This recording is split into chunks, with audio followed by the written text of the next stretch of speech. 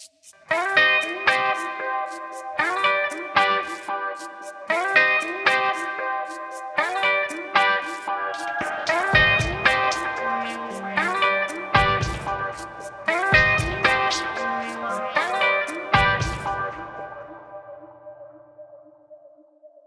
everybody. Welcome to the Escape Pod. My name is Sal. My name is Josiah. And mine is Nathan. And we are talking about Stephen King's amazing door-stopping, puppy-destroying book, The Stand. No, this isn't Cujo. I'm sorry. Specifically for this, I guess, flu season, we are reading a horror novel about the flu. Yeah. I will say the reason I knew this was a good book is as I was reading it, I was really paranoid about getting sick. Same. I was sanitizing my hands slightly more than normal and going thinking about all the places that people touch. Yeah, I read this a lot on the bus, and every time somebody coughed, I'd do this slow turn of no great loss. So basically, I think we should kind of... Yeah, do you want to intro this and talk about why this got launched? Why would we? So it's not... Well, from your point of view, it'll be out by now. But we started because the movie is coming out, our Dune retrospective, going chronologically through the books and the adaptations of that. Right. And, the movie is on the horizon. We're going to get to that. But then at the same time, I don't know why. It was just something that's kind of been building for a while. But I really wanted to do a Dark Tower retrospective.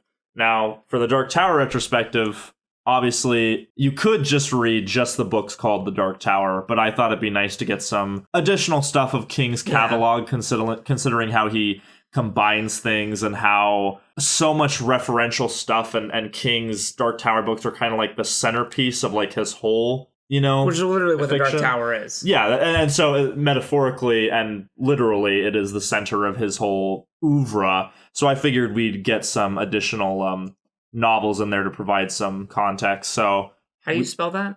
Oeuvre? Yeah, we're looking it up. It's Ouvre, I think. Oh, fuck me. It's French for works. I know what it is. Bitch. Works of a writer, painter, or the like, taken as a whole. Wow, yeah, classy bitch. Yeah, well, I was watching Christopher Lambert recently, so the French is present. So, but anyway, yeah, we wanted to, I wanted specifically, yes, you did. To add in additional novels at the start because I wanted to break up the novels themselves as little as possible. Unfortunately, you can't really do that without.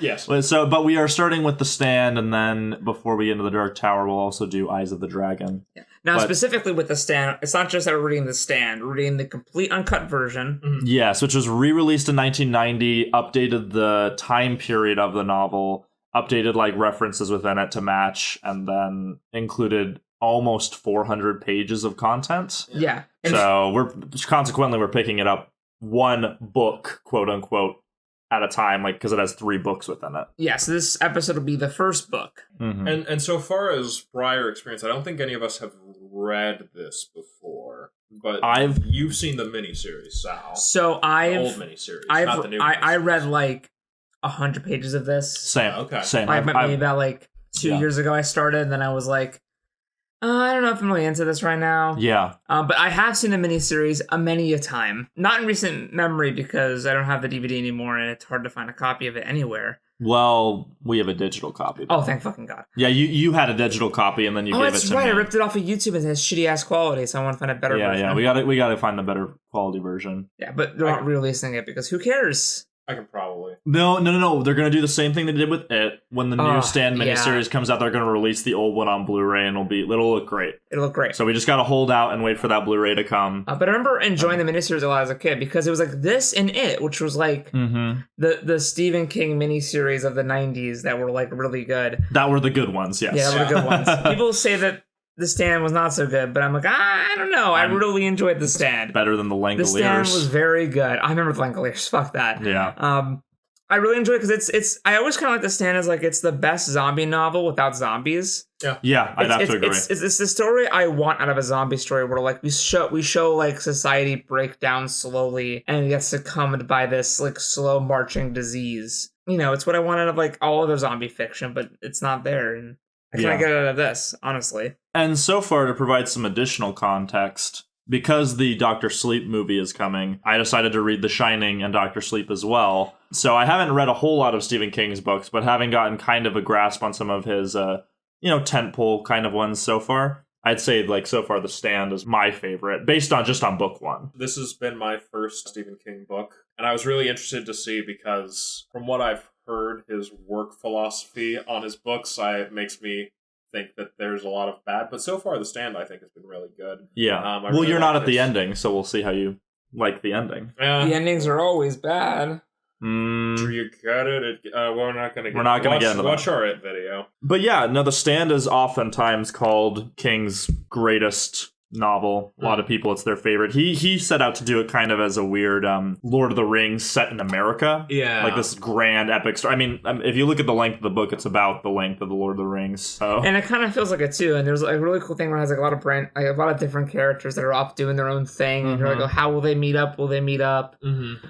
And a lot of interesting like mysteries, and you're like, oh yeah, there's this disease, but like, what is it? You know, like we kind of everyone has an idea of what the disease might be, maybe. Yeah. But then we have this one figure that makes us kind of question everything we know about the world. Because if you start reading this, nothing in it suggests that this is anything other than like a scientific problem, and that's what I really love about The Stand so far is that like as soon as. Well, I mean, let's just say it. Randall Flagg shows up. You're immediately like, oh, okay. There's something else going on here. This is that first chapter. He's like walking and talking about all of his past lives and what he's done and what he'll do and how he's like resurrecting. And you're like, oh, that's probably one of my favorite prose introductions to a villain I've ever read. Oh yeah, because it's just a whole chapter of you're gonna believe this man is pure evil, and you're gonna understand that. I love that chapter, but there's another chapter that I really don't like, that you guys don't quite feel as strongly as I do, but for the complete uncut version, there's a prologue chapter that I fucking hate completely. I think it's really bad. Would you care to explain what it is? Yes. Is it kind of say Helter Skelter twice? That is a very big part of it. That pisses me off. Like, so Stephen King uses the term Helter Skelter twice in the span of like a page and a half, I'd say. So that to me is immediately like ooh. I get shit from my editor when I use swinging twice in a fight scene, let alone Helter Skelter twice in like. I'm curious what you guys would think of The Shining.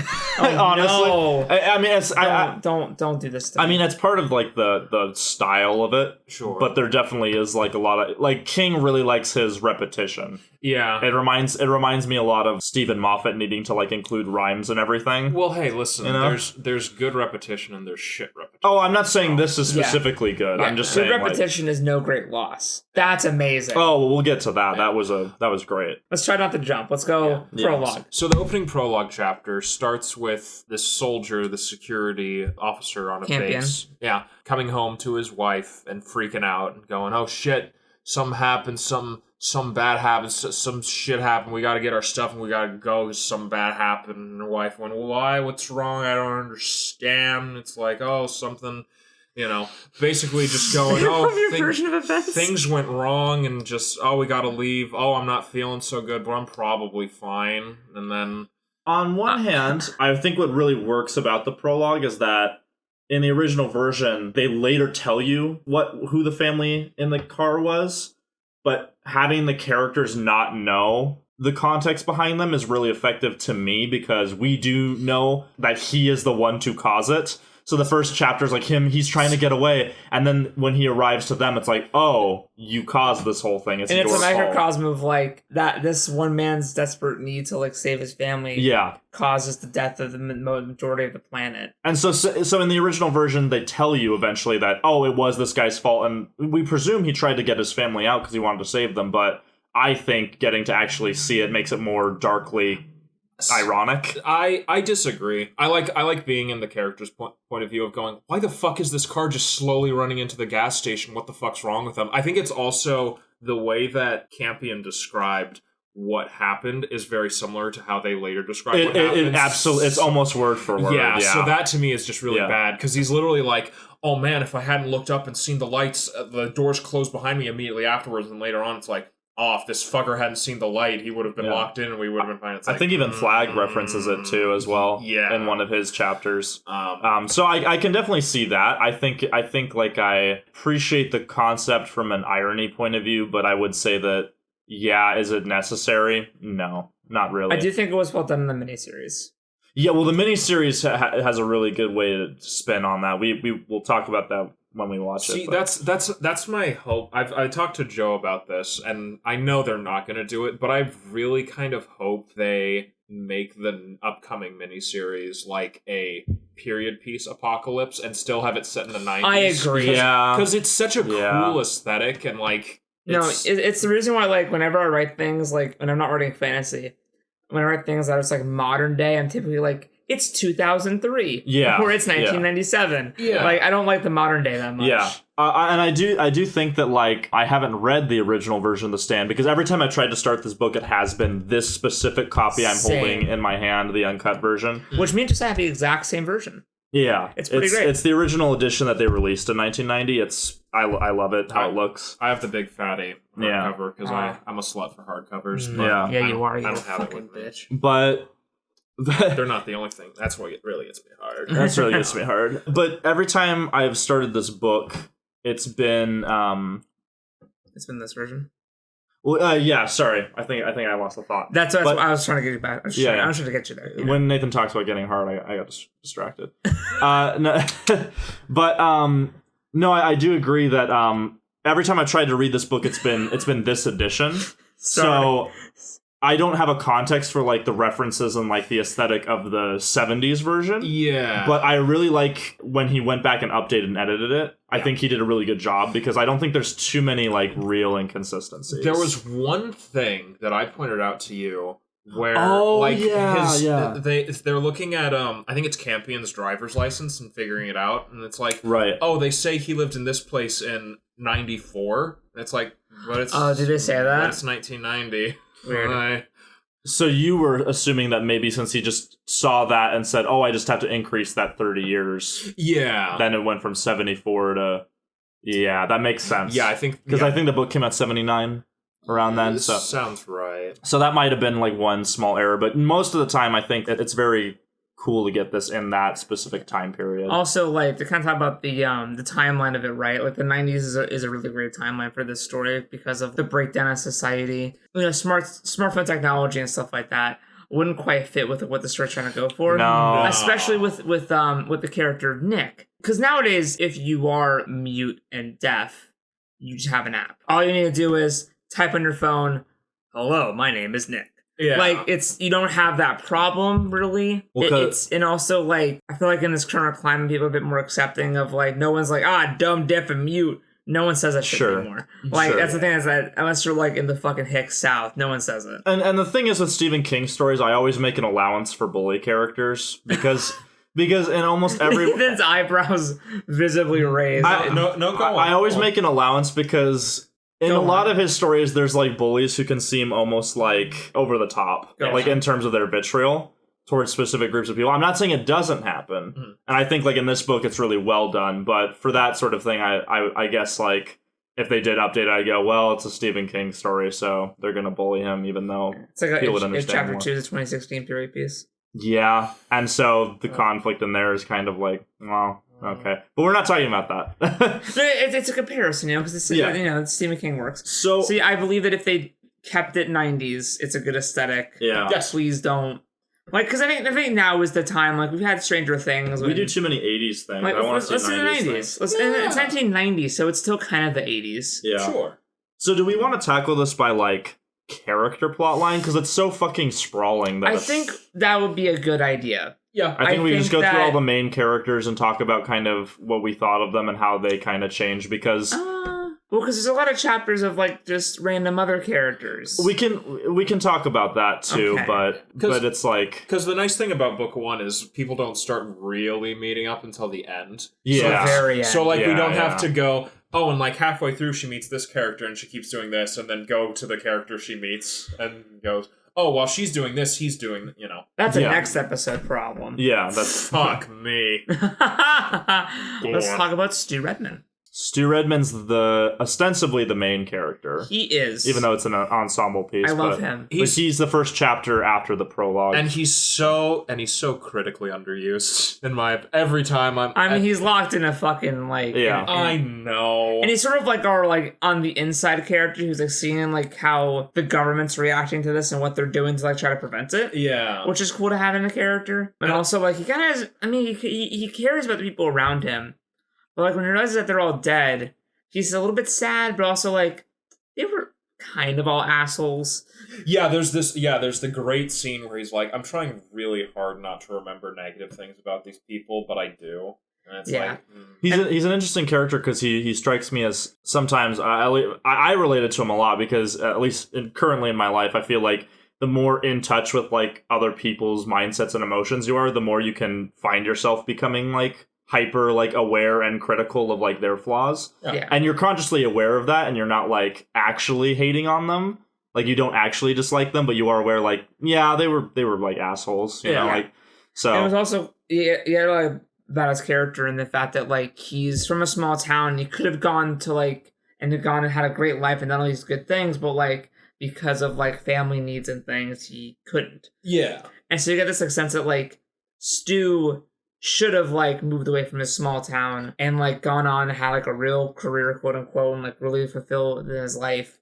But because of like, was it his mom died and he had to take care of his brother who's now in MIT? Yeah. Because of that, he couldn't live his own life. And now that the world's kind of like hit the reset button, he's kind of like, not like the worst thing that could happen. And I think that's what King does beautifully in this book is like every single character is like has the perfect like setup where you're like, oh man, like you were gonna do like these things with your life, or each character has either like a conflict in their current life that gets just washed away and they realize how pointless it was, or they didn't do something with their life and it's like, oh, I have an opportunity. Like Nick and Stu, I think, are those kind of archetypes where they're like, oh, I didn't really do anything meaningful in my life, and then Nick becomes a fucking like deputy and is like running the prison basically, and Stu's like on the the specimen that the government has that is their only hope to find a cure, and he's like, I just whatever, like it's like I just wanted to get my beard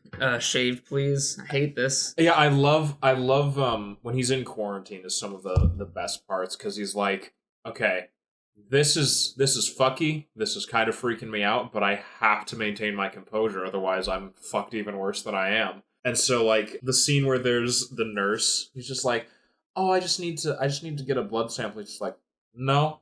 And it's like, So can we talk about this nurse for a moment? Like she is like so full of herself that she was like, "I'm so pretty, and they're just gonna listen to me." And it's like, listen here, Stacy, shut the fuck up. I don't think King directly says that, but it's pretty implied. Oh, like it's implied. Yeah, it's like, well, she's been doing this a while and thinks that it's gonna work on Stu, and he's like, no, I wasn't here. Yeah. He's like, it's not though. He's like, I have to make a stand now, otherwise they're gonna push me around. So he's just like, I want to speak to someone in charge. And it's like, oh well, eventually there's now. I want to speak to someone in charge now. Yeah, like I said now. And so they bring in this guy, I forget his name, the guy who does end up talking to him, and he's like, listen, here's everything I can tell you, but of course there's things I can't. And Stu's like, that's not really good enough, but I'll take it for now. Yeah, it's like, you know what? That's a small victory, and I'll have that. Yeah, it's something. But what's really cool is that you kind of see, like, within Stu, because what basically happens is Campion comes to the gas station, and Stu's the only one who's really paying attention to what's going on. Yeah. Like, everyone else is, like, in their own shit, like, fucking chewing and smoking tobacco and drinking coffee and spitting and hoo-hawing and yee-hawing in Texas. And Stu's the only one who's kind of, like actually seeing, like, the car and making sure the pumps are turned on. I don't think he even works there. No, he's just friends with the owner. Yeah, and so, like, he, like, saves him all from dying and notices the thing. And, like, this scene of, like, Campion arriving and, like, his wife and child are dead. And, like, he's, like, basically dead. And they're fucking just disgusting. And it smells like shit. Yeah. Worse than shit. That's not even good enough. That's not. Oh. And just the horror. It's like, you're like, oh, God, what? And I kind of agree, because, like, I do like the prologue in the sense of these are the events that led to everything happening. The horror of, like, what's in this car that's coming down the road. Yeah. I could see that. I might have nostalgia glasses for the prologue because of the miniseries, which did it really well. and had Don't Fear the Reaper playing, so that was good. That's good. But I do, the horror of like, oh god, what's in this car? They open it and they all are thinking about different viruses that it could be because there's been other scares in the past. Yeah, and it's just like, hey, food. and no. Yeah, and I think the one thing that I like about the prologue, in terms of how it pays off, is you have his wife talking about their daughter and like really focusing on, and then once they find their bodies in the car, it's like, oh, it's this dead baby. I don't know if it's a boy or girl. And it's like hand is entwined with the mom's, and oh man, like I think I said this to you guys when I was reading it, but like the way King finds all different manner of describing the physical sickness, the swelling, the mucus, like the way he like goes into detail and like finds different ways of expressing like, oh, this is how the mucus resembled, or oh, this is how it smelled. It's so bad, but in a great way. Like it's just, oh, it's disgusting. Yeah, and I love it. But yeah, from that first scene, you're immediately like, oh, all these people are gonna die. And I mean, you're reading it and you're kind of like, well, I assume Stu's not gonna die because he's like the first character I'm really introduced to from POV. Yeah, I kind of wish there was like a character slipped in who like went on for a couple chapters and then we kind of get that. It's just more towards like the middle bits of book one. Yeah. Where like there's characters you think might become major characters and then they don't. Like there's a moment where you're like, oh, Ray Flowers could like be a character. Yeah, exactly. If he's not sick, then like, he instantly dies. Yeah. Or all the moments where it's like, oh, this person's better now. It's like, okay. Yeah. Maybe different levels of immunity. Oh, they got much worse. Because you're still trying to figure out how the disease works. Yeah. And then it becomes, I mean, because there is a point where they just say like, yeah, it's like 99.6% communicability, and then fatality is the same. And which I think, is that in the prologue? I feel like no. I feel like he brings that up. No. He because he doesn't know. He doesn't know what it is that got out. That's why he's like, I don't know what it is. I just know that they fucked up and they're dead. I have to get out of here. Okay. He doesn't because he just watches the door basically. He doesn't know what Captain Trips is. Yeah. Whereas like the army generals and the upper, they all know about Code Blue, where he is just like, I just watched the door. Yeah. That's my job. He has no clue what he has done. God, all those scenes too of the like army director guy, and he's just like, yeah, I'm watching the security cameras. There's just a bunch of dead bodies. And then they focus on the one guy whose face is in the soup. Yeah, and the centrifuge that is tied to the lights. And so it keeps spinning. Yeah. Like, oh. Yeah, just really good stuff. So that general in the miniseries is Ed Harris? Oh my god, really? Oh yeah. Christ. That's so good. I really need to watch which, by the way, you can probably still have him play that character in the remake, so... I'm sure no one would complain. No one. Yeah. They won't do it. So we've talked about Stu. A little bit. His journey, yeah, like we said, he's kind of like locked up trying to like figure out how bad things are on the outside. And you kind of see like how much the government doesn't quite get what's happening. They don't quite understand, like, because they're trying to cover it up. They're like doing all these lies. And when we have Stu, who is on the inside, because everyone on the outside, like, oh, the government will be fine, it's okay. But Stu's on the inside and he's like, no, it's fucked. I totally love the slow realization of people like going, oh no, we've heard it's been isolated in these states. It's like, and then we, the reader, are like, no, you're all gonna die. Yeah, because it's not, because like they try to quarantine the town, but there's that one cop.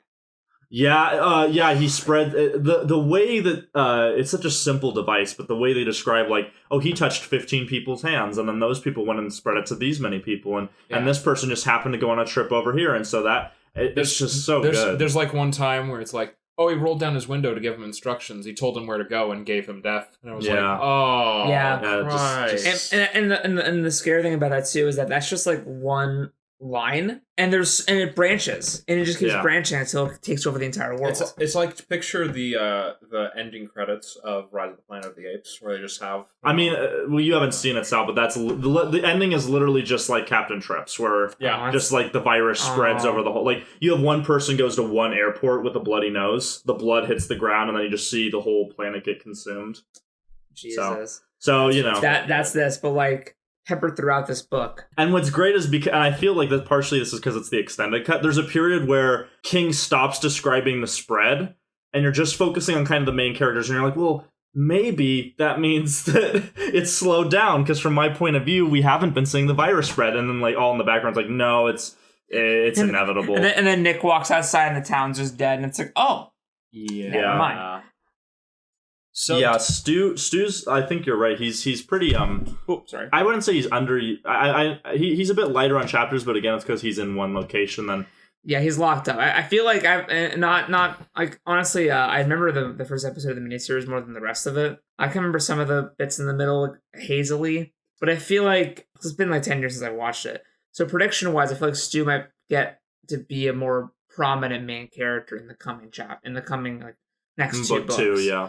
Because I know, spoiler alert, I know the basic plot. I know where it's all headed. I kind of forget what... I finished book 1 and I was like, wait, so like what's the point of the book again? I forget what they do. Well, yeah. I kind of like one or two things, but not really. I remember what happens in book 2 the least, but I know pretty distinctly what happens in book 3. But I have a weird feeling that we might have a bit of like a power contention between Stu and maybe like Larry. I could see that being a thing. Because I feel like that. Yeah, I haven't read it, so but I feel like their characters would clash. Because the whole thing about Larry being like, sorry to jump a moment, but like everyone, and there's one guy who like says to Larry like, you could be so much more, but you're like not, and it was like a hidden potential inside of you, and it's like, is that to be like a leader? Yeah, see that was also one of the things is early on in the book because I immediately latched on to Stu. It took me a couple chapters to warm up to Fran, and Larry I kind of have fucking hated throughout book 1. I'm like, I didn't hate him. It took me probably about 2 of his chapters, and then I kind of got him. Because he's definitely like the most blatantly like unsympathetic characters because he's the addict who is wasting his money that he earned and like a chance that some people would only dream of. I like Larry a lot. And I see the potential for growth that is there. And I really kind of latched on to him. I love his whole arc with, I forgot her name, but the older lady. Is it Nancy? Rita, yeah. Rita, Nancy's the chick that he fucks, like... Yeah. Rita, the whole thing with Rita was so darkly funny. Well, that's when I really started to like him. Because it's so, like, his assholeness, I'm like, no, like... I completely agree with them. Like his bit were like I can understand his frustration, like at having a completely helpless person and having to like do everything. God, don't I know it? Yeah, so, I mean not to. But it's just kind of like the bit where like Rita like is like wincing. He's like, what? Oh, what is man. it? And she has like on like fucking like slippers. No, she has high heels on. Oh, yeah. She has, like, heels on. And he's like, you've been walking with that for, like... How many blocks? 10... oh, man. Like, and the rage, and I'm like, yeah, no, same, though. Like, I got angry. I got mad. I was with him. I was like, yeah.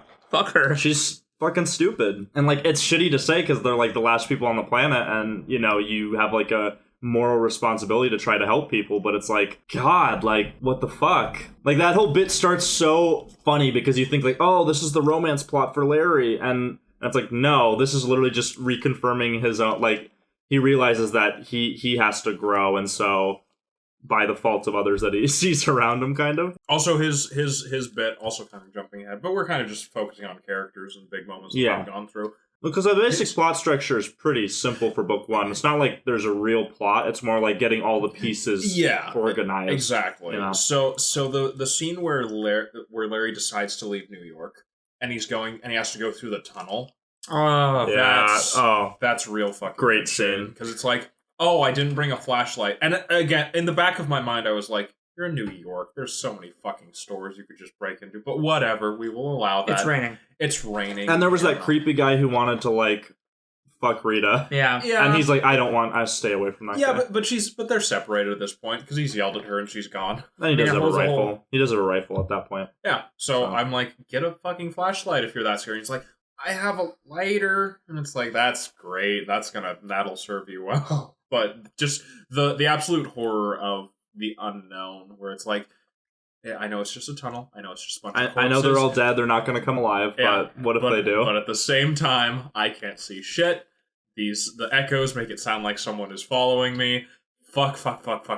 And I think there's a bit where he gets to the end of the tunnel and he realizes that there was guys aiming machine guns down the tunnel. He's like, oh man, if I had come here earlier, I might have died. You know, like they would have fucking executed me. And That's when you start to realize, because like there's those cool bits where like it's clear that like the government's like the most DEFCON, like the ultimate DEFCON. Like basically we're trying to keep like some people alive, and if that means we have to like kill civilians en masse, we have to do that. And it's fucked up, but it's just like... And he finds like a soldier that's just been torn apart by the crowd. Yeah. And it's like, oh god. When he starts seeing corpses, he's like, oh, they didn't die of sickness. Yeah. Oh. Yeah. So yeah, Larry's interesting because is he... No, I think Nick is the last of what I would call the main characters to get introduced, because we do get introduced to Lloyd before Nick. Yes. We get a longer break from Lloyd.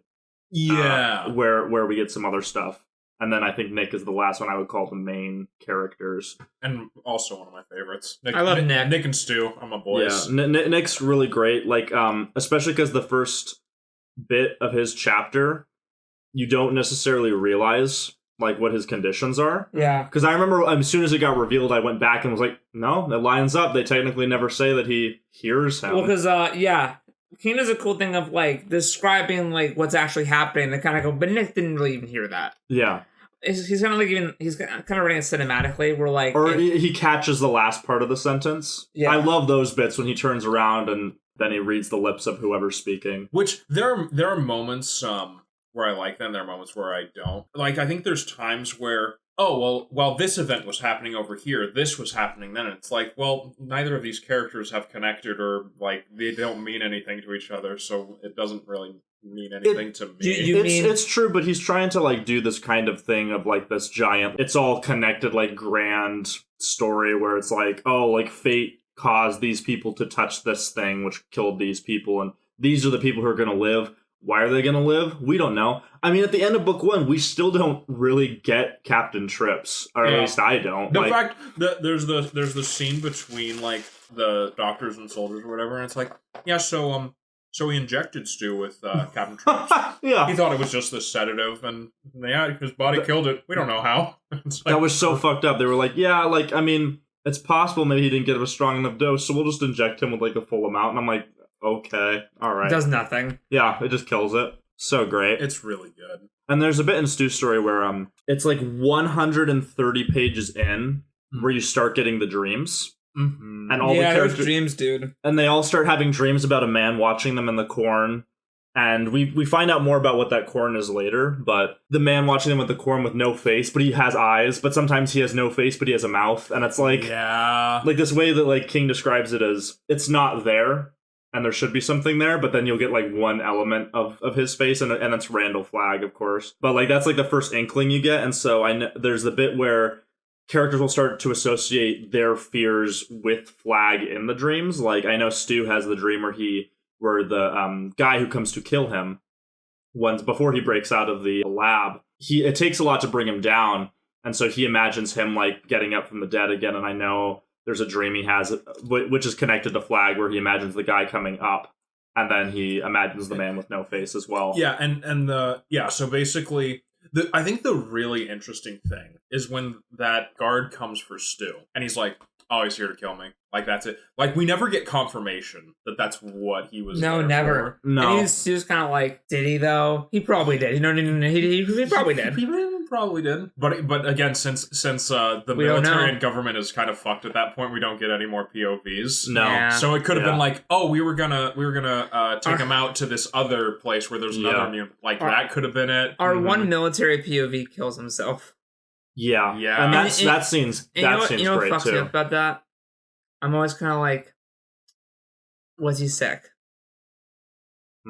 Yeah. And I'm like, what if he like would have survived? I don't think he was. I my feeling is that he was completely healthy. He just couldn't handle it. Yeah. That's what makes it so tragic. So because he exhibited no signs. No, he didn't. He went past someone who had the sniffles or whatever. Yeah, and he was fine. And he didn't get sick, so I think he was truly healthy, and then he killed himself. So there's the scene where the soldier director guy, and I feel like I should know his name, but I don't.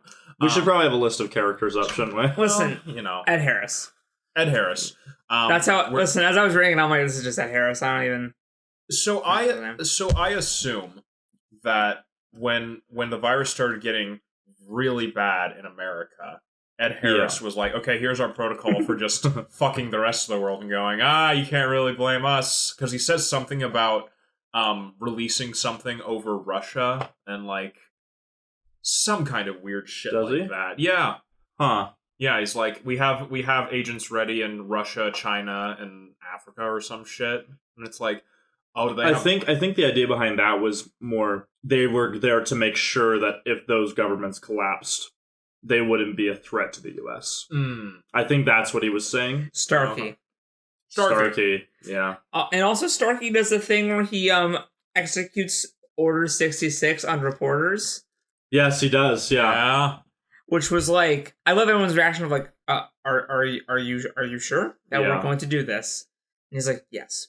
Yeah. And then you see that there's that one little POV where the reporter's like, it's so like real where like they kill the reporters in the car. He's in the car, yeah. Yeah, fuck, man. Yeah. Jesus. So many just great moments in book one. Just really memorable, like the radio host. Yeah, Ray Flowers. Where they like gun him down and everyone here. Oh, the news station that takes back over for a second. Yeah. It's like, we're gonna tell you the truth. And it's don't they blow it up? They blow up the the tower. Yeah, they blow up the tower so the transmission ends. Remember the black guy with the loincloth who was executing people on television? God. And like Franny didn't understand if it was like supposed to be real or not. No, she was in such a daze. She was like, what an odd thing to put on TV. That was very realistic and not really that entertaining to watch. And then we know that it really happened. Because here's a cool thing where like we saw the events happen in prose, and then Franny's watching it.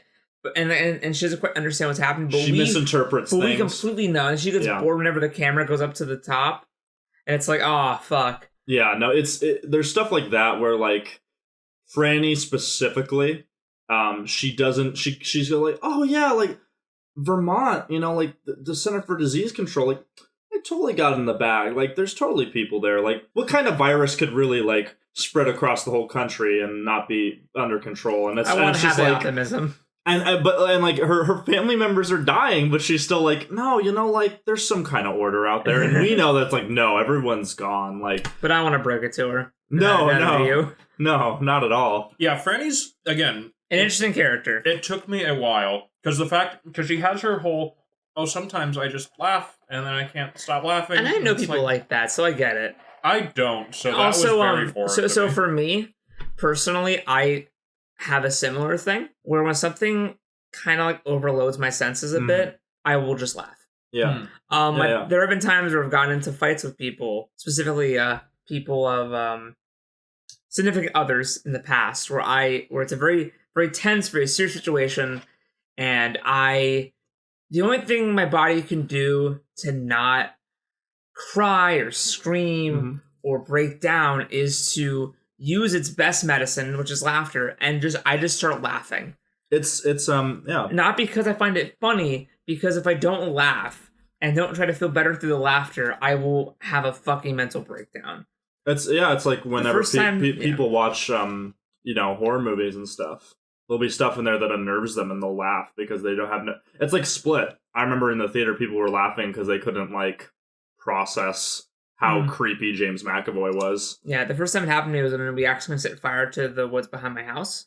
Oh, God. And, like, we were just playing with fire, and we put it out, and went, funny. We went inside to get some drinks, went back out, fucking forest is on fire.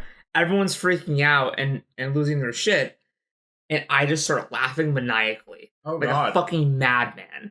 Because I'm like, oh, I'm dead. I'm dead. I'm in trouble. I'm dead. I'm watching all my neighbors outside with the hoses trying to get it. My friends are freaking out and screaming, and I just start laughing. And I'm like, yep, over. Done. Yeah. I'm dead. I'm gone. And just, like, it's all I could do. So I get Franny. I get the, like... Yeah, I quite liked her. I mean, the first scene is tough because it's basically her kind of being cruel in a way. It's understandable. Like that's the thing is, like, King...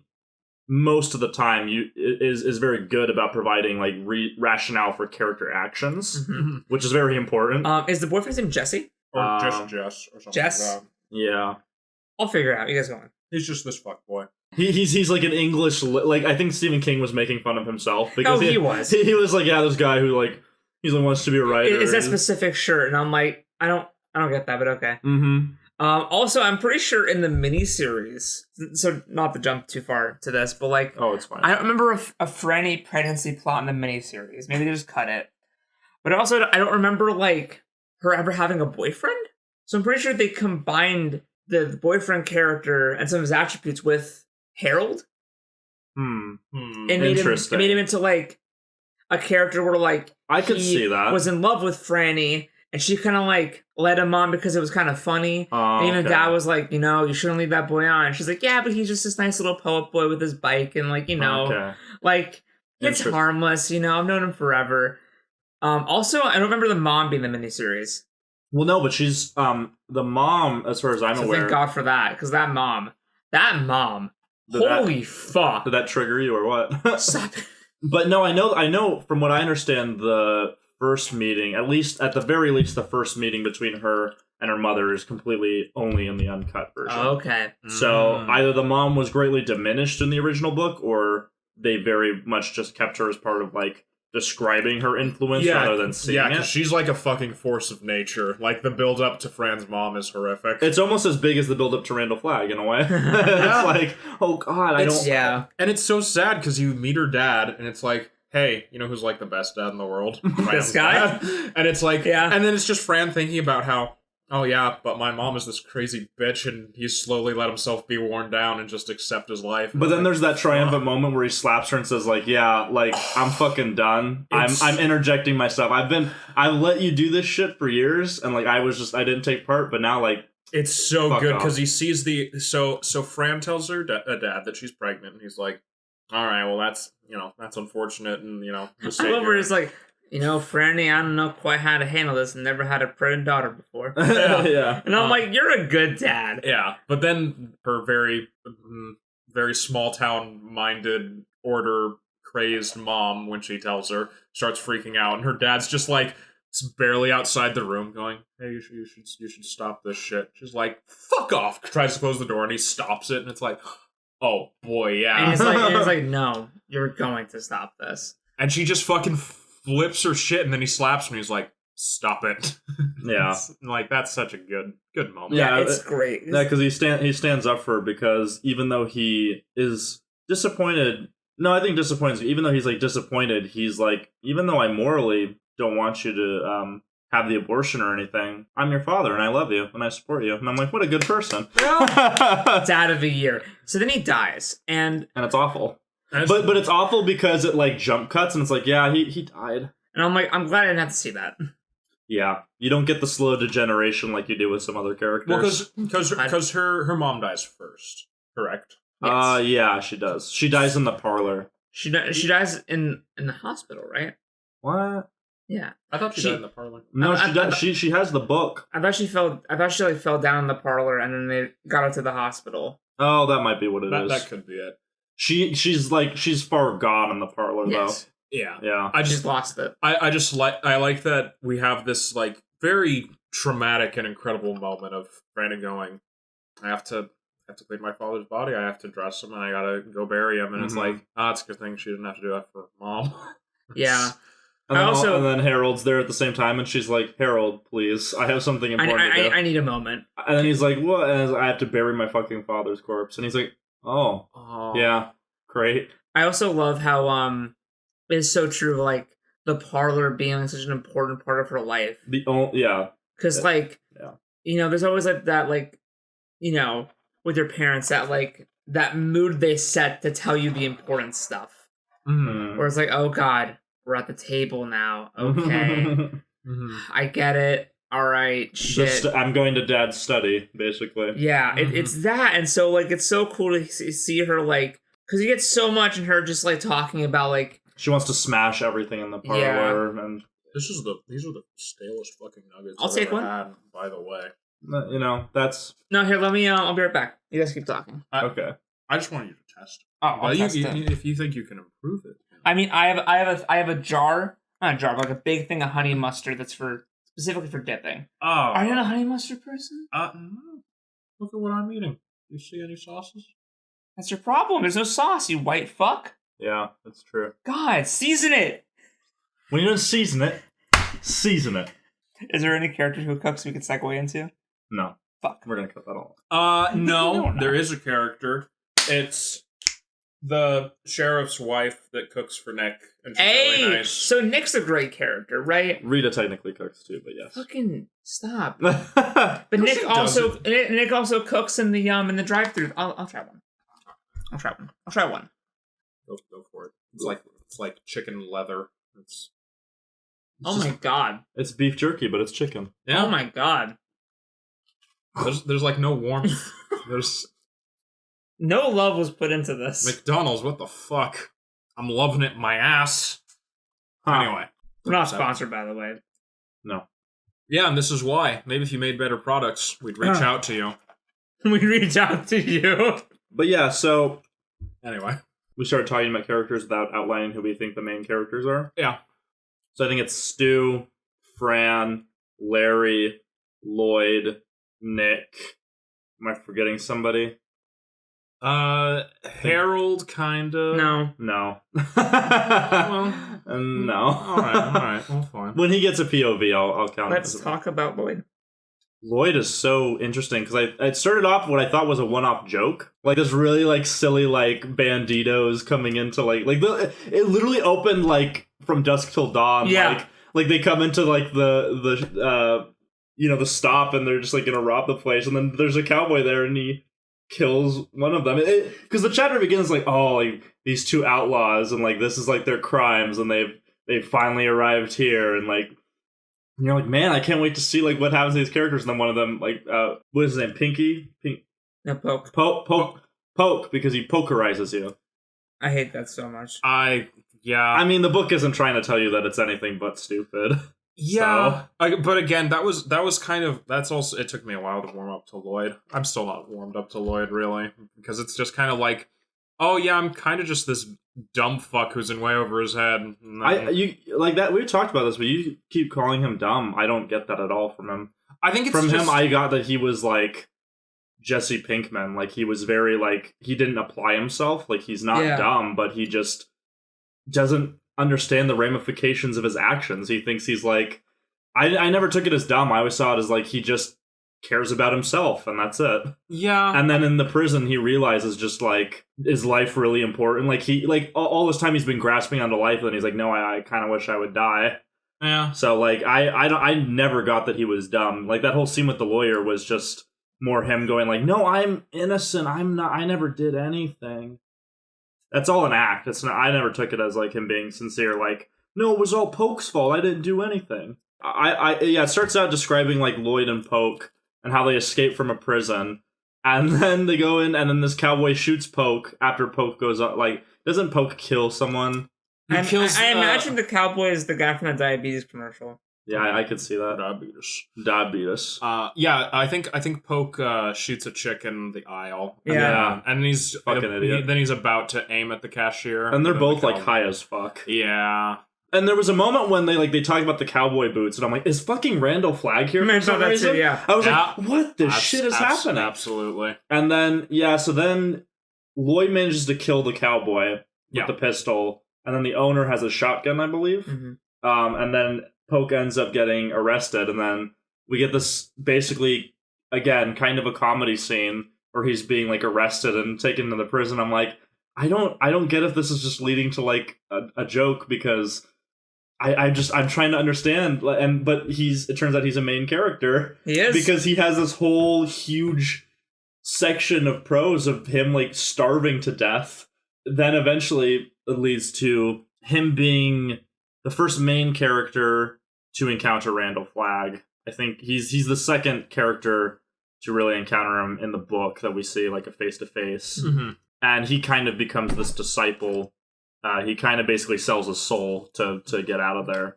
For the key. For the key. Which, I love that whole... That was such a mindfuck. I loved that chapter because basically Randall Flagg comes in and he's like, hey, you lost, kid? And then he's like, I totally wasn't eating this guy's leg. And he's like, it looks like you were. There's some bite marks on there. And he's like, no, I don't know how that happened. It wasn't me. And when, I'm totally not a savage. I'm a human being. And when Randall Flagg first showed up for Lloyd's scene, it really kind of reminded me of Habit from Evergreen Hybrid, where he kind of is just dicking with him. He's like, hey, anyone here? And like Lloyd is having a mental breakdown of like, and he knows. maybe. Oh, I should. Because Randall Flagg knows. Yeah, I absolutely does. He can read his mind. And Lloyd's just like, I should tell him to go away. And he's like, wait, what the fuck? No, I shouldn't. But why can't I say anything? And Randall Flagg, I just picture him like kind of up on, like, I picture the Shawshank prison where there's the upper walkway. Oh, yeah. And he's just kind of looking up from down there. He's like, all right, I'm leaving. And then finally Lloyd snaps out. He's like, no, wait, please, God. It's like, oh shit, I didn't know there was anybody down here. It's like, you knew there was someone down here. Yeah, no. Yeah, Lloyd's the first character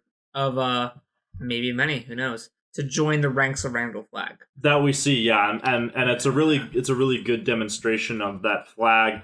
Like the way that like King writes how like the end of it is almost like it's like an actual like seduction where at the end he's like Lloyd looked at him with something like love. And it's like, oh God, this is how you have a cult, because he just engenders this awe of his power, and then this like he saves him and comforts him and cares for him. He's like, yeah, all you have to do is just do anything I say. And it's like, okay. And I love when he has a stone that can turn into a key. And he has like this old fashioned key and opens Lloyd's cell, and like a distant part of Lloyd's mind is like, that was an electronic lock. That shouldn't have worked like that. Yeah. Oh, it's so good. And it's also like, but why should I question the door's opening? Yeah. Yeah.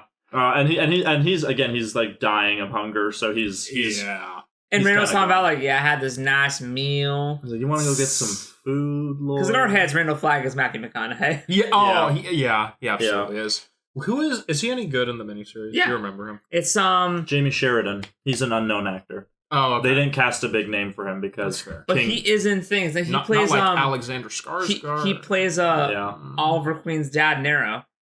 That's right. Yeah. What the fuck? Yeah. Dude. And Lloyd is Miguel Ferrer from Twin Peaks. Oh yeah. Nice. Yeah. I also want to talk about Trash Can Man. Oh, what the fuck? Yeah. He only gets one chapter, right? It's like 1 or 2 chapters. Yeah, he gets one chapter in book 1. Yeah, well, no, I know he comes back. Yeah. I know he's a big character. I know what happens to him. But he just gets one chapter, and it's just a long fucking chapter, and you're like, what the fuck is this? Is this like a one? What if somebody who was not all there survived and literally had no rules, no restrictions? Yeah. He's like, I worked at the car wash, and because Lloyd's selfish and he does bad things, but he's always kind of like, yeah, we probably shouldn't have killed that person. Whereas Trash Can Man's like, I just like to blow shit up, and now I can, however I want, make a work of art, and it's just this elaborate. His whole life. You see his whole life in the midst of him setting this series of gas tanks on fire and then lighting it and running his ass off, and as metal fucking shards are landing around him. Because he planned on dying. Yeah. And then the little part of him was like, wait, but maybe I shouldn't die. What if I don't, though? Because he realized that, wait, if I die here, I can't make more explosions. And then I love how at the end of the chapter it implies that Trash Can Man is responsible for like burning down countless cities across America. Yeah. Because just like, and like how many other cities are out there that he could do this to? And it's like, oh God, I don't want to know. It was kind of that one, I'll call it a short story within the stand, of the one lady who like fell asleep in her bathtub with a cigarette and lit the entire town on fire. Was that in the midst of the no great loss section, or was that separate? That was No Great Loss. Should we talk about it? I just remembered something. I wanted to circle. So we've pretty much talked about Stu's storyline. We've kind of hit up until I'm kind of like talking through their storylines up until the end point. Okay. Yeah. Because I just remembered another big portion of. We're kind of stopping before everybody's exodus. We talk about Nick the least, though. I feel like. So first time we meet Nick, he gets the shit kicked out of him by these asshole rednecks. Yeah. This poor man, like he has like a broken teeth. Oh God! But by the end of book 1, he is deaf. He is mute. He is missing sight in one eye. Teeth are broken. His teeth are broken. He's accidentally shot himself. He's accidentally shot himself. Shit ton of penicillin. He has a gangrenous leg. This man's life is pain. And like I remember that God, I was like, this is what I love reading books for. Like that moment when you get so caught up in it, and you're like, no, that's not what happened, because I'm reading it, and it's the moment when the guy comes back to kill him. Yeah. And then like one finger goes into one eye, and I'm like, no, well that maybe didn't do anything. It's like, then he couldn't see out of that eye. And I'm like, he only has one eye. That's his only perception of the outside world. Fuck me. Yeah, and there's a later bit when he's like, "Oh, this is what it would have been like if he got the other one." Fuck me. Yeah. And yeah, it's Jesus. like everyone kind of gets brought. Well, not everyone, but like the way that characters get brought to their lowest points in just book one is like odd. I mean, how could it get worse? Find out in book 2. Find out in book 2, but the sheriff of this town kind of gets to know him, figures out, his dealio that he's deaf and mute and how to work around that. And then he basically goes like, well, things are in chaos. The town's kind of isolated. These guys need to get picked up because you're going to go through with the charges on them, all right? Yeah, and well, he's I'm not like, sure if it'll stick. Yeah, he's like, it probably won't stick, but if you want justice, I'll help you. And he's like, let's fucking do it. And he's like, yeah, let's bring these bastards down. And so they get locked up, and then the sheriff, of course, gets sick, and then slowly degenerates. His wife gets sick. And then his wife gets The sick. doctor gets sick. The scene, the scene when the wife is like about to die, and she's like, "Hey, listen, I want you to dress me in this dress that I wore on my honeymoon," and it's just like, he's like, I don't know if I can do that. yeah. It's and then he so does it. sad. And then he's like, "Oh well, I can't drive. I can't carry her on a bike, so I'm just gonna carry her all the way from her home to the funeral house." It's like, Yeah. oh god. Yeah, because he just kind of walks around town. Like Yeah. a lot of points in the book are him going, I'll go get some milk and food for these guys. Yeah. I love that bit where he walks all the way, gets food, brings it back, and then the guy is like pissed and wants to be let out, so he throws his food against the wall, and it's like, okay. Well, prick. and is that the moment when is it that moment or later when he goes to the diner where he normally gets the food and it's closed, so he breaks in and cooks it himself. Yeah, he then breaks brings in back, and cooks it himself. and he's Yeah. like, "Hey, listen, here's the change. This is what happened. It's not like a robbery. It's just it's my job, quote unquote. Yeah. Sorry." Yeah. Also, when he writes out like 2 or 3 pages of his life, and the sheriff just reads it. Oh, and he's like, yeah, that Why bit's can't I really... just back home to my wife? She'd love to read this. yeah, What a good all-American man. it's so And good. And he deputizes him, and now it's like Nick, the mute, deaf sheriff. Or a scene with the doctor when the doctor like God. lazily drives into Yeah. four parking spots and then just kind of hobbles out. Well, because from Nick's point of view, he doesn't truly grasp it because he's not watching the TV, Yeah, and he doesn't like hear what's going on outside. yeah. So to him, like that's like the moment when it like clicks, like oh shit, like everyone's dying, Yeah. and then the doctor's just like, yeah, And he lets the one guy out, and yeah, it hits him. yeah, he lets him out, and he's like, yeah, he felt like he did the right thing. It's really, really good. It's really good shit. That's great. What is the last thing Nick does at the end of book one? Nick gets on a bike. He has a bunch of supplies. And he starts hobbling on out of there. And Nick has a dream too, right? Nick has dreams where he has a dream with Oh shit, yeah, where Randall Flagg tries to seduce him by giving him his senses back. Yeah. and he has like a beautiful voice. Oh god, that was so good. And And Mother Abigail pops up then. I almost said Sister Abigail. I know. I have to catch myself. I almost said Sister Abigail. I swear to God. I'm sure she's someone's sister. It's Whoopi Goldberg. Good casting. I'm into that. Yeah. So that scene is great because I think that's the first time we actually get the reveal that the cornfield is Mother Abigail's kind of. It's almost Sister Abigail. It's so close. No, I don't know what you're talking about. It's kind of like her. You see her on the porch of her like cabin, Mm-hmm. and the corn's all around, and she's just rocking there and Playing her she's guitar and singing. And he's and like, singing. "Oh, he's like, oh, this is really pleasant." Yeah, and then the other visions, Randall Flagg's kind of lurking on the outside. So what that's kind of telling, I kind of know where the story goes. So me saying this is kind of in bad faith because I already know. But the whole thing is kind of implying, like early on, like okay, so the point is we gather where she is, but Randall Flagg will be just on the outside waiting to strike, and it'll be like, oh crap. And then Randall Flagg. So there's a bit also where I know this was before he made the decision.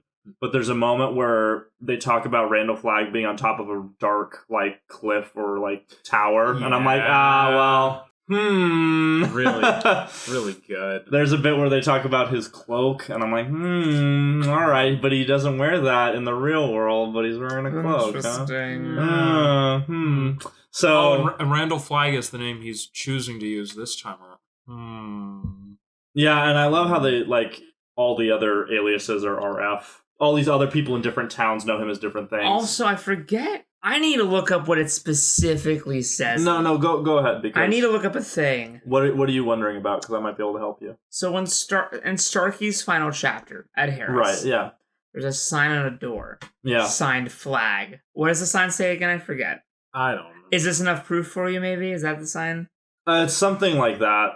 I remember that moment too, but I didn't write it down, so I don't remember what it was. But again, it all kind of leads to the point of like, okay, Captain Trips, we know what it is. Yeah. It's at a very advanced, like, super flu. We know it kills like 99% of people. We don't know why certain people are immune. And certain symptoms range. It affects you faster. It can bounce back and then come back. Yeah, there are people that just get just a mild flu, but then they die, or people that get really severely sick and then they recover and then they die. And then they die. Really interesting. And then again, what we are as a reader meant to kind of associate as, because Flag's like, he associates this as his time of rebirth. He comes into his own. So there's the chapter where he first gets introduced, and we associate him with the fact that Captain Trips is being released. Now, why did he cause it to happen?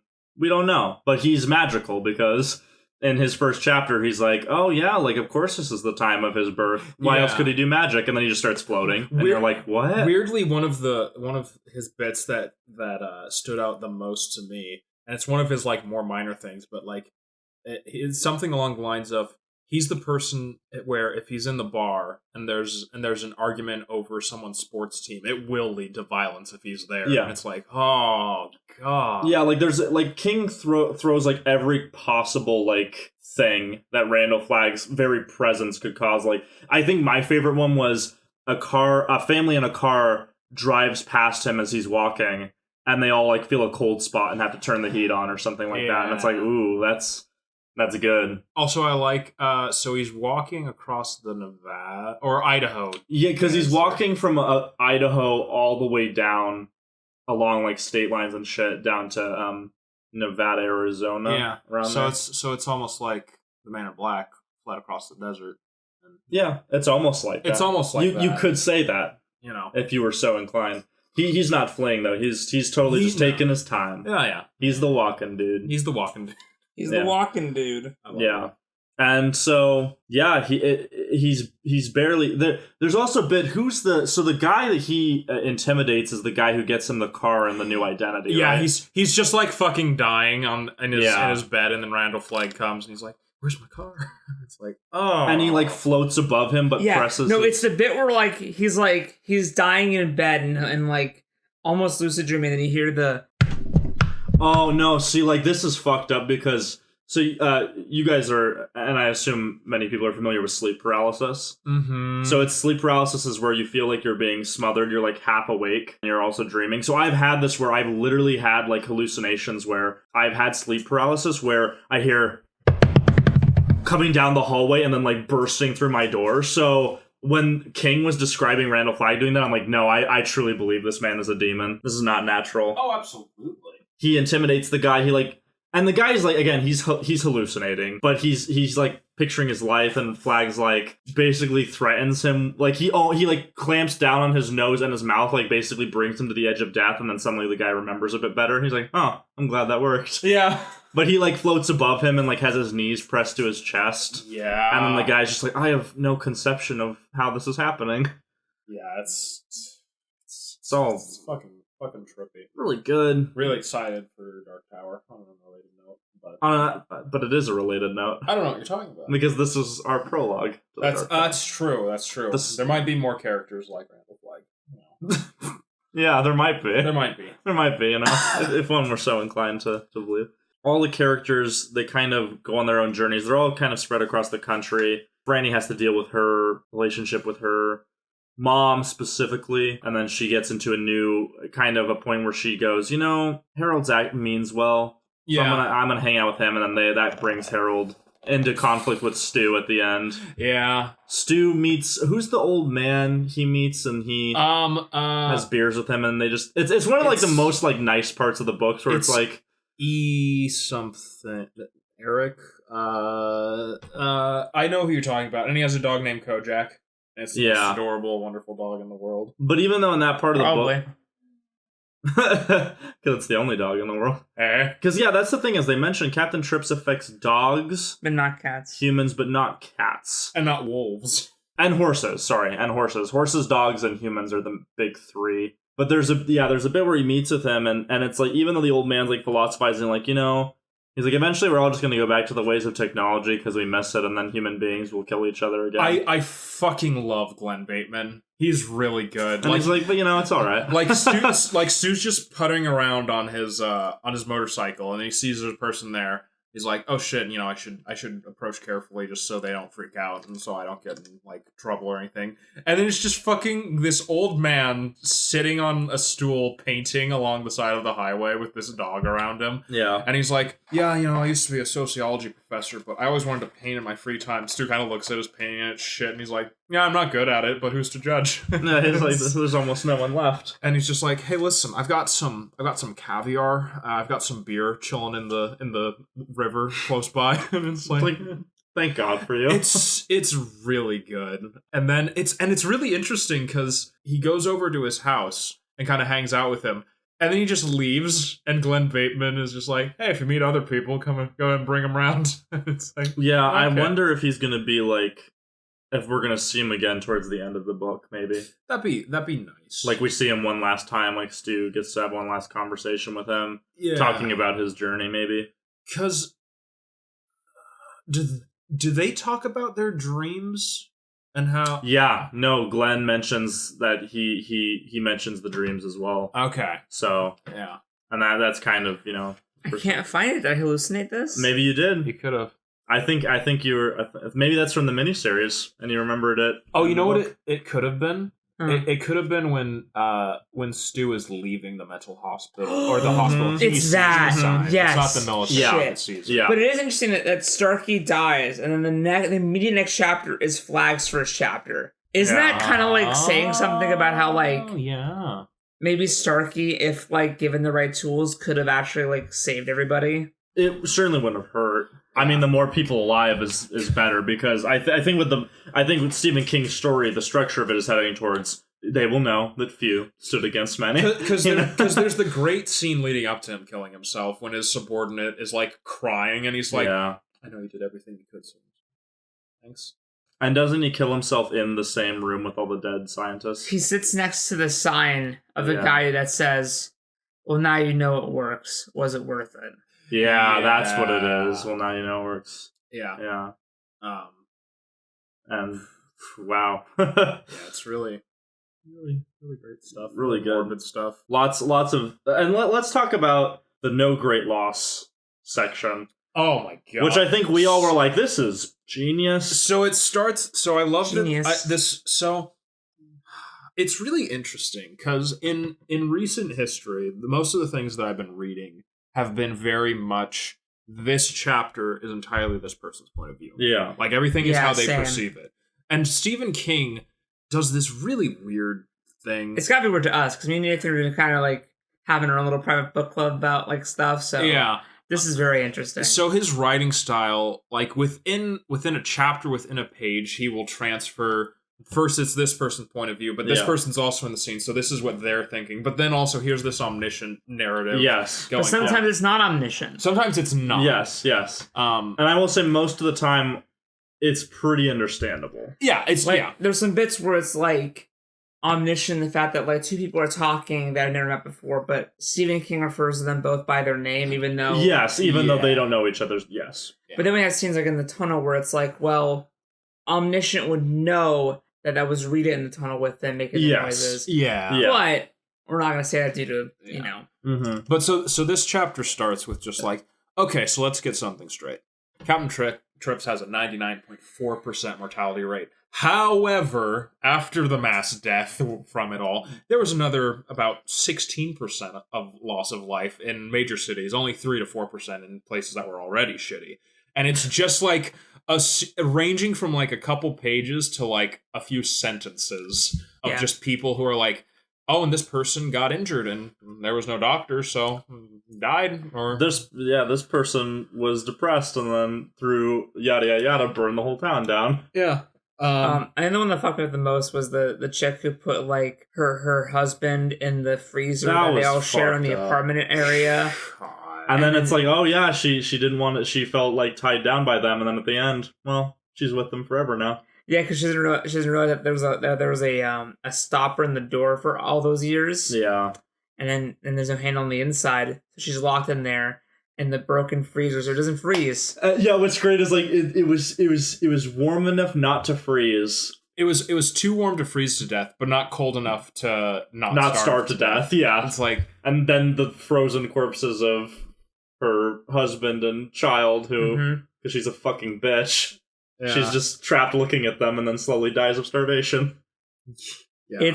That was awful. It's him at his most just like cruel. Yeah. Like this is Stephen King like totally going like, yeah, isn't humanity shitty? Like, but this guy took a swim in a pool, and as he got out, stepped on a nail. No one can cure that. Dead. Yeah.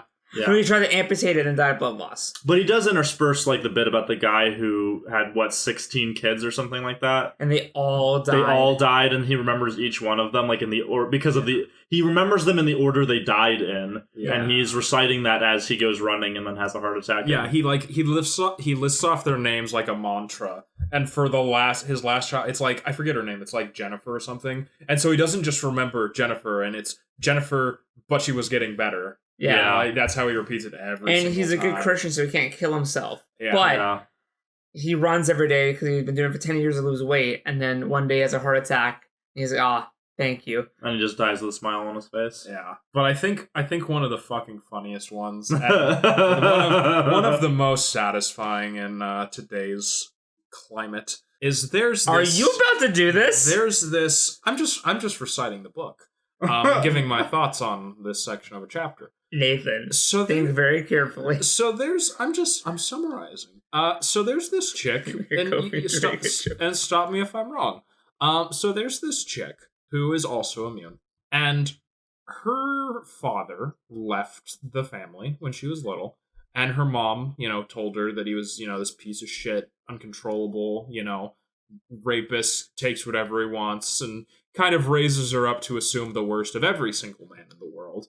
What does she say where it's like every man just wants to rape you? Yes. Yeah, something like that. And then if you marry a man, that's him owning you so he can rape you whenever he wants. Yeah. Yeah. So when Jesus. Yeah. And so it is tragic in that way because the mom's the real villain, but also this woman is reprehensible as fuck. So. Yeah. So the plague hits her town, everyone dies. She's like, great, perfect, I hate men. And she decides, but then she sees a guy just kind of wandering the streets, and she's like, "Oh, it's a rapist hippie. I have to hide in my basement." Well, he's drunk. Yeah, and never thinking that maybe the guy's drunk because everyone he cared about died. Maybe he just wants to not feel the pain. No, he's a dude. He wants to rape her, I guess. And so I mean, if you're in New York, it's like, hey, how much for the girl for 5 minutes? Yeah, he was a special case, I guess. But so she keeps seeing the guy. So she runs up to the study or wherever the fuck they keep her father's gun. The attic, I think it was. Yeah. And she's like, oh, these bullets are like weird and kind of green. That's probably fine. So she they're moldy. Yeah. And they got moss on them. Jesus. Yeah. Fuck, dude. And so she's like, it's like a World War II gun or something like that. It's an old fucking pistol. And so she's like, I'm not gonna let anything stop me. I'm gonna sit out on the porch and read, and if anyone fucks with me, I'll take them out. And so she's just there. The guy sees her, and of course, because he's, a human being, is like, hey, after the world just got killed, fucking everyone's dead. How's it going? Aims her gun at him, and he's like, what the fuck? Tries to shoot him, just blows herself up, and it's like, fucking, huh? What? That's how you read that? No, yeah, the gun explodes and kills her. Yeah. I read it actually killed herself.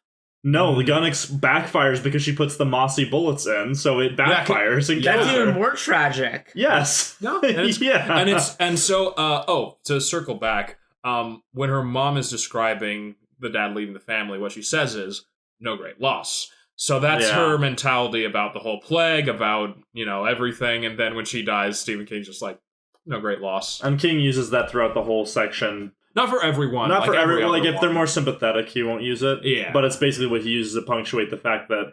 I mean, Glenn talks about it. It gets talked about a lot through the book, but, like... the book's like this weird combination of hopeful and cynical. Yeah. Where it's like, this was probably good because a lot of humanity sucked, but at the same time, isn't this terrible? So this section is definitely like going like, man, aren't human beings shit, with a few exceptions? Great job. One of my favorite fucking chapters. Yeah. And that's cool because it's none of the main characters. It's literally just kind of a world building chapter. And that one comes right after like this long spell of just the main characters, and we don't see like the plague spreading. Yeah. So when this happens, I think it's like after Starkey, after like all this stuff happens. Yeah. And then you just get this chapter of like the montage of like random people who it's like, by the way, they lived in this state and they were this old, and they did this for a job, and this is how they died. I think it's a couple chapters later where Stu meets Glenn, and Glenn basically says this chapter that we saw is probably what's going to happen. Like there will probably be collateral damage because of plague. And it's like, I fucking know there is. Yeah, I was reading it. I've read this book. Was there anything else we wanted to talk about with book 1 aside from like closing thoughts? I like the slow coalescing of the groups. I think so far it's just Stu meets up with Fran and Harold at the end. Stu meets up we haven't talked about that yet. We haven't talked about them meeting up, but I'm hooked on this. He's trying to find what the bit with the. I am 100% certain that she killed herself deliberately. No, I swear to God, I reread it like 3 times. No, she absolutely aimed the gun at him. Because like, what the fuck is wrong? Because he makes the point of saying the bullets were old, but she didn't think that mattered. Yeah. So they wouldn't make a point of saying that if she killed herself. That just is adding to the. No, they make a point of saying the gun exploded. I don't know. It exploded in her hands. I don't know. And you would say the gun fired or went off, but if you say the gun exploded in her hands. What chapter number? I can't even find it. I don't remember. Hold on, I'm looking this up. The stand girl blows herself up. I don't care. I have the text in front of me. I'll find it myself. My books in my car. We're just gonna cut this out, so it's fine. Man, glad I don't edit this. Okay. All right. Hey, baby, he cried. It's just you and me. How long? Then terror clouded his face. He saw Irma put her book down and raised the .45. No. Hey, listen, put that thing down. Is it loaded? Hey.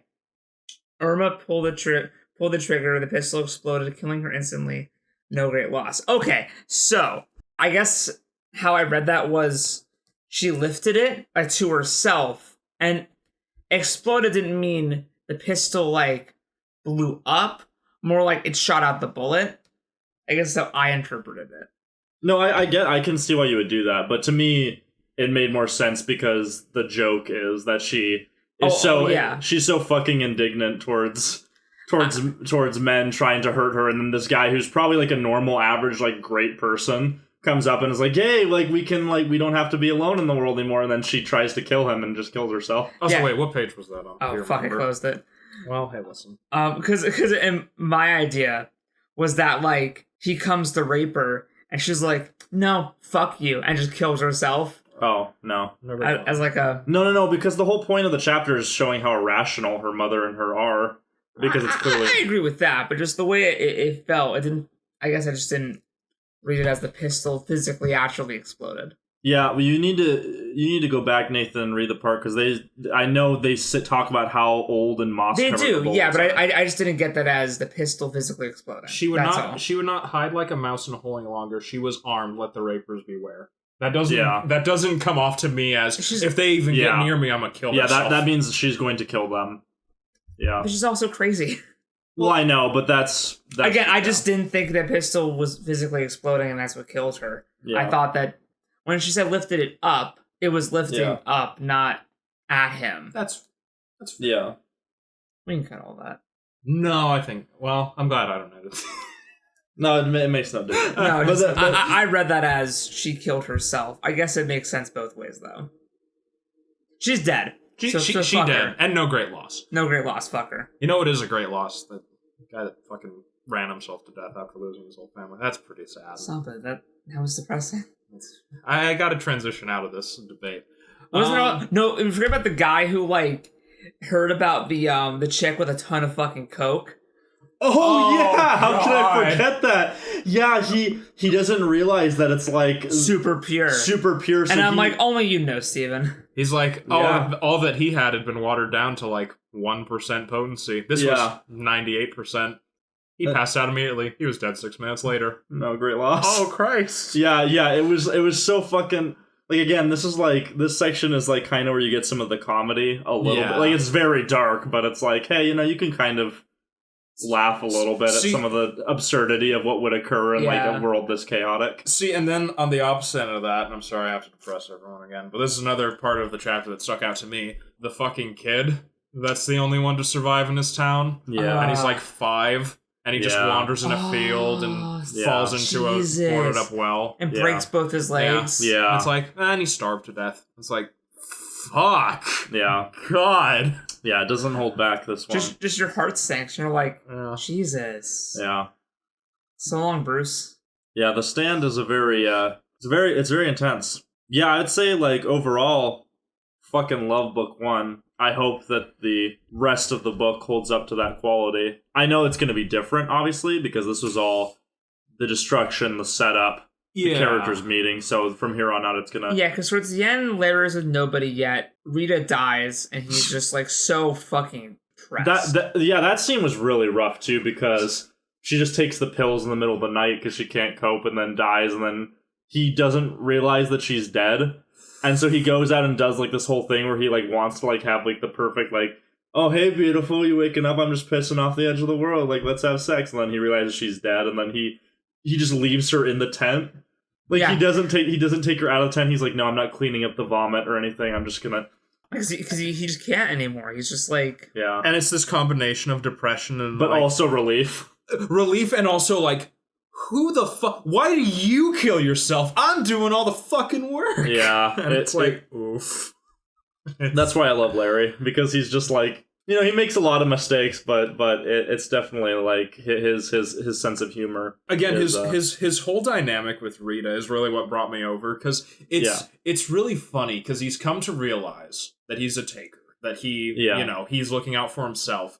And he has this person who's ultra dependent, and he's not used to looking out for other people. Yeah. So he's like, it's fine. This isn't, like, if I was a good person, this wouldn't be unreasonable. And us, the reader, are like, no, this chick is fucking dead weight. Like, this is ridiculous. You need to be harder on her. And it's like, but I think she just dies. I think the really interesting thing, I think I'm most interested not for book 2, but for book 3, because my assumption is that we have the people that are being drawn to Mother Abigail. We have the people that are being drawn to Randall Flagg. Recruited, yeah. And I want to see when one of the people who is being drawn towards a Mother Abigail encounters Flagg in person. Yeah. And see what that dynamic is like, and vice versa. People who are like, oh, I can't wait to serve the dude, the walking dude, and then encounter Mother Abigail, and they're like, what is this force of purity? What the fuck is this? It's weird to me that it looks like it's building up to this dichotomy of good and bad people, where... I mean, so on the cover of the uncut version me and Sal had, there's like this...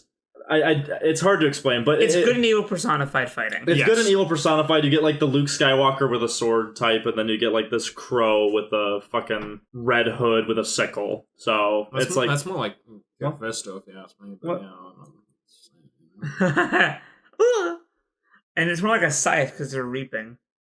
Well, he's like a crow plague doctor. Gremlin. But the point is that the whole book's about like the battle between good and evil, but with the backdrop of what if like most of the world got annihilated by a superflu? Yeah, but it's weird that it is that when the main characters we're introduced to are more like, I mean, and obviously if not pure good or pure evil. Yeah. Which is why there's the question of like, well, I could see Larry being driven to Randall Flagg. Yeah, that's the draw. Is like you have to keep reading because I'm pretty sure Nick's going to go to Mother Abigail, but who knows? Maybe Harold will go to Randall Flagg because he's full of jealousy. I mean, Nick's so broken that maybe he will. If Randall offers him a whole new like fresh body and like stuff, and it's like, well, can Mother Abigail offer that? And like, so I do feel like that's kind of the thing is that King's trying to do it like.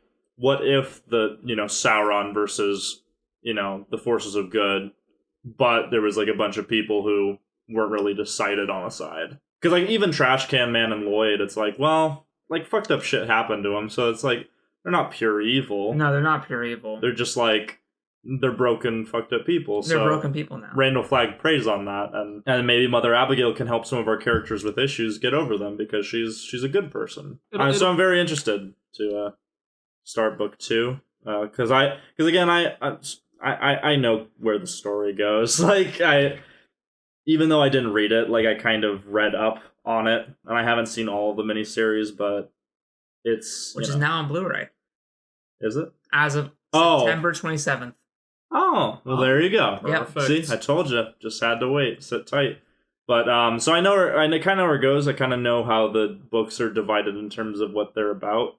But I'm still very interested to read it because, again, reading book 1 was so fucking rewarding, even though I knew what the plot was. The plot's the Superflu kills people and the main characters are immune. And, like, I know that, but reading it was so good. Because I didn't think they'd have those sections of other people just dying and surviving and then dying because of other reasons. Well, it's so grand, you know, it's like this grand thing. It's like those things that, like, I want, again, kind of circling back to what I said in the beginning, like, that I want from zombie movies. You know, where it's like, man, like, you never see a zombie movie where someone gets, like, tetanus and dies, or, like, other stuff. You know, it's kind of like how I liked in 28 Days Later, when the one character gets, like, the drop of the blood from the body falls down into his eye, and he gets infected, and it's see, doesn't have to be a bite.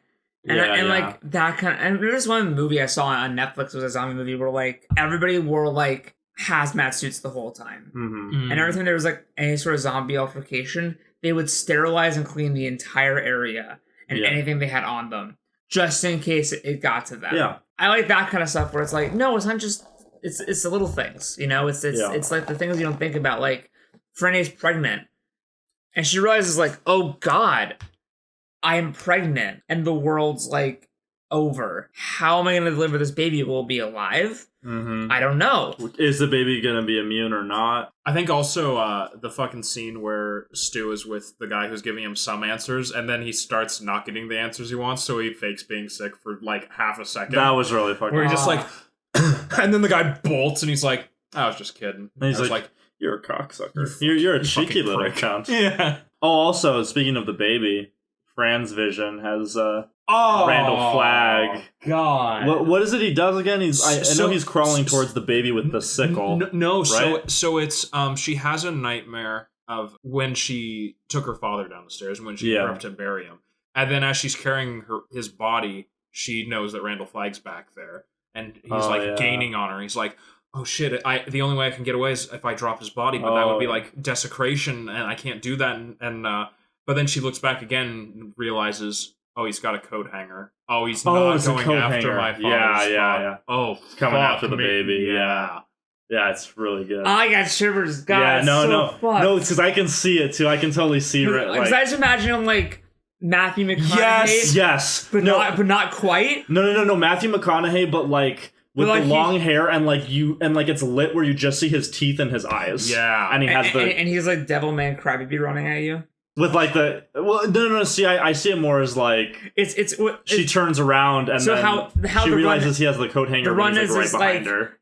It's like you're ready to do a Naruto run. But instead of arms behind you, you're like swimming through the air.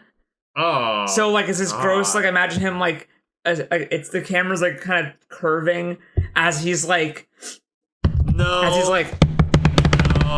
and you see like no, yeah, like I gotta say, like I know King's known for like I should get you there. No.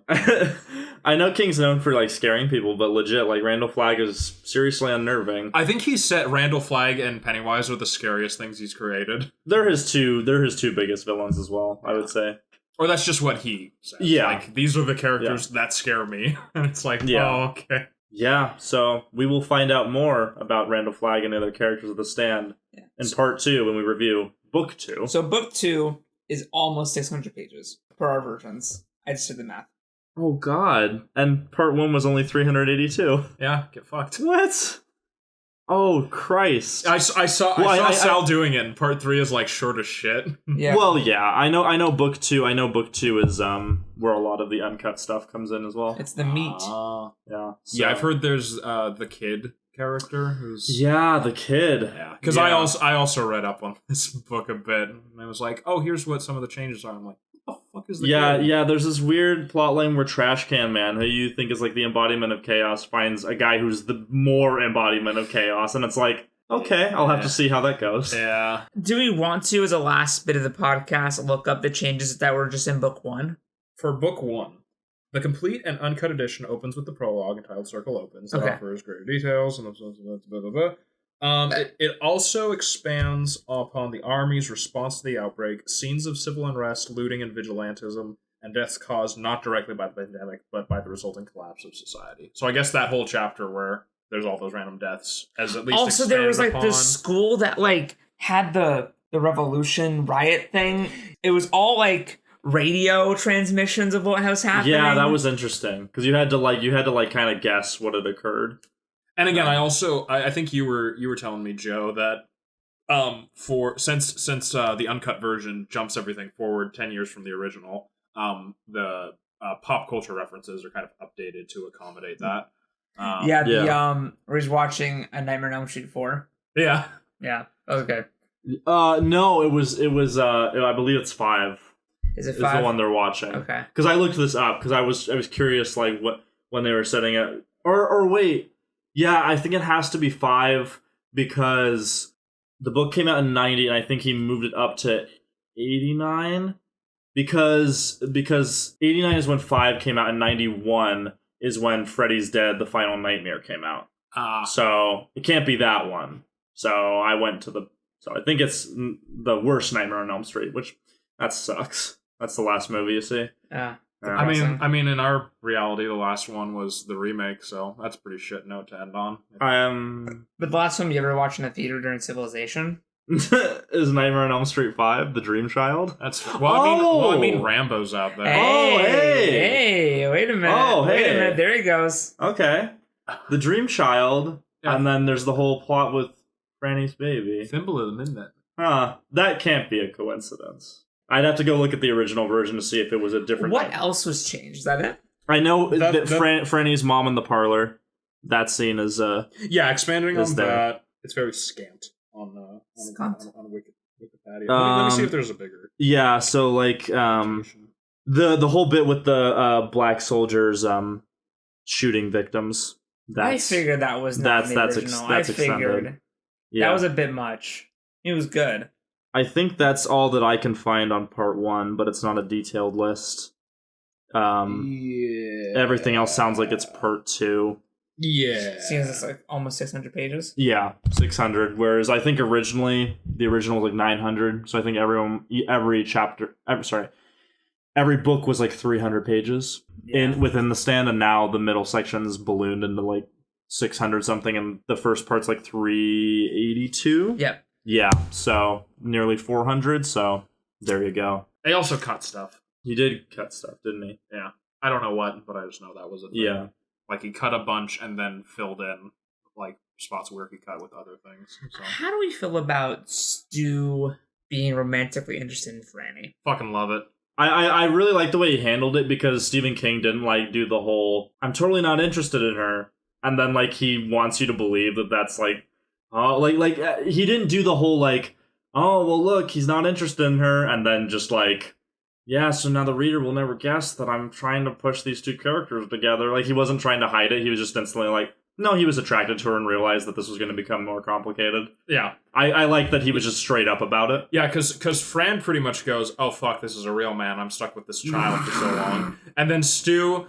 It's like the second or third scene he has with Fran where they're just like all sitting at a table talking, and he really starts noticing like the shape of her face and like how she talks, and he's like, oh fuck, this chick's kind of great. No, the way Stephen King kind of describes like the moment when you kind of realize that like you're into someone was very good, because I was just like, yeah, that's actually how it happens. It just kind of goes, oh yeah, like I really like just really abstract things about you that combine together to make this weird emotion. And I think it's also just because of Stu's character himself, like, because he's very much like, it's very rare for Stu to be indecisive or like insecure about his choices, where he's kind of just like he's very much a man of action, he's a man of few words, and so just him being very matter of fact and like self-reflective. And the fact that he kind of gave his word, and now he's like, fuck. Yeah. Like because he's like, wait, I make my decisions and I stick to them, and he's like, but I don't wanna. I love so when he comes across Fran and Harold is immediately fucking suspicious and doesn't like him because his mom too raised him to believe that all men are rapists. Jesus, she was persecuted this time. Well, and so Stu is immediately able to identify the problem of, okay, Harold is interested in her and he sees me as like a threat, so I'm gonna pull him aside and go, hey, listen, it's fine. Like, I don't give a shit. Like, I just think it's better strength in numbers, you know. Yeah. Whatever. Then he has this great line where he's like, hey, listen, there's no reason to be raping people when you got your own hands. And Harold's just like, that's really fucking gross. So he's like, well, that's a fact though, isn't it?